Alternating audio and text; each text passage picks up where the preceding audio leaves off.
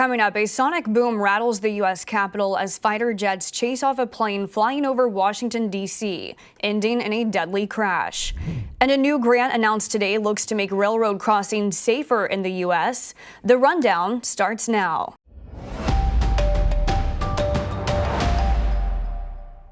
There are no survivors remaining after a business plane crashed in rural Virginia Sunday.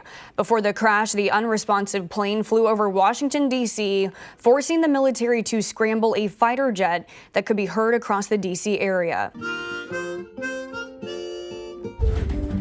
A sonic boom shook the D.C. area after a fighter jet was sent out to go after a private plane that had taken off from Tennessee and was heading to Long Island. However, as the plane was approaching Long Island, it inexplicably turned around, flying a straight path over D.C. before crashing. It was not immediately clear why the plane crashed or why it wasn't responding to radio transmissions. According to the man whose company the plane was registered with, at least 4 people were on the plane at the time of the crash. The U.S. military has released this new video of a close encounter between a Chinese Navy ship and an American destroyer in the Taiwan Strait over the weekend. The U.S. calling it an unsafe maneuver as the Chinese ship was seen cutting in front of the USS Chang'un. According to the Department of Defense, the American destroyer had to slow down its speed in order to avoid a collision. The U.S. Indo-Pacific Command says China violated maritime rules as the U.S. defines the Taiwan Strait as international waters, but China defines the area as an exclusive zone to China and justified the latest incident. This close encounter comes just 1 week after a Chinese fighter jet flew directly in front of the nose of a U.S. Air Force warplane as tensions continue to escalate between the U.S. and China. You know, I am deeply concerned that the PRC has been unwilling to engage more seriously on better mechanisms for crisis management between our two militaries. But I hope that will change, and soon. 16 migrants from Colombia and Venezuela found themselves on a flight to California's capital over the weekend, first entering the U.S. at the border in Texas. Then, according to California's Attorney General, the state of Florida paid for their travels to Sacramento. California officials, including Governor Gavin Newsom, have condemned Florida for what they call an unannounced flight of more than a dozen migrants sent to the doorstep of a Catholic church thousands of miles away from where they entered the U.S. Attorney General Rob Bonta called the migrant flight a state-sanctioned kidnapping. California is now investigating the flight for any civil or criminal violations. In September, Florida faced similar backlash from another Democratic state after 50 migrants were sent to Martha's Vineyard.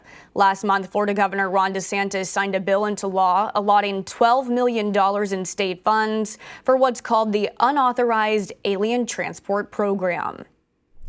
Russian forces say they have stopped a large-scale offensive attack by Ukrainian forces. The Defense Ministry of Russia claiming more than 250 Ukrainian troops died and their military equipment destroyed in a failed 5-pronged major assault attempt.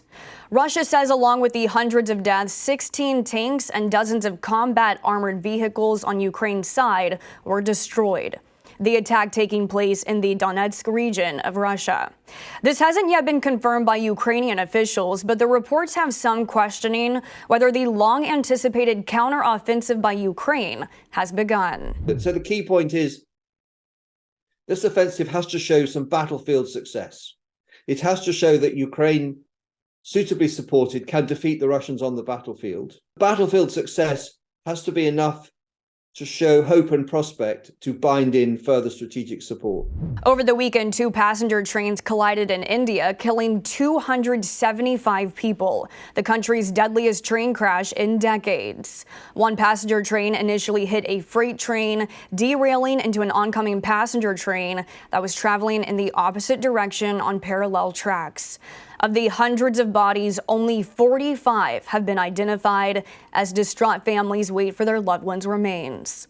Investigators say Friday's crash could have been caused by signal failures after there was a change in the signaling system, potentially sending one of the high-speed trains onto the wrong track. I'm deeply distressed by this extremely tragic train accident. I have to thank the local people, the local teams and others who have worked overnight to save people from the wreckage. Rail companies in the U.S. have faced scrutiny from lawmakers over their safety operations following high-profile derailments this year. The Biden administration is looking to make railroads safer in the U.S., announcing a grant today that will provide more than $500 million toward changes at dangerous railroad crossings. $570 million will go toward constructing bridges and underpasses at the sites of about 36 crossings. More than 2,000 collisions are reported at railroad crossings every year. Last year, there were 250 deaths involving car-train collisions in the U.S. The funding will come out of the $1.2 trillion infrastructure bill that was signed by the president last year.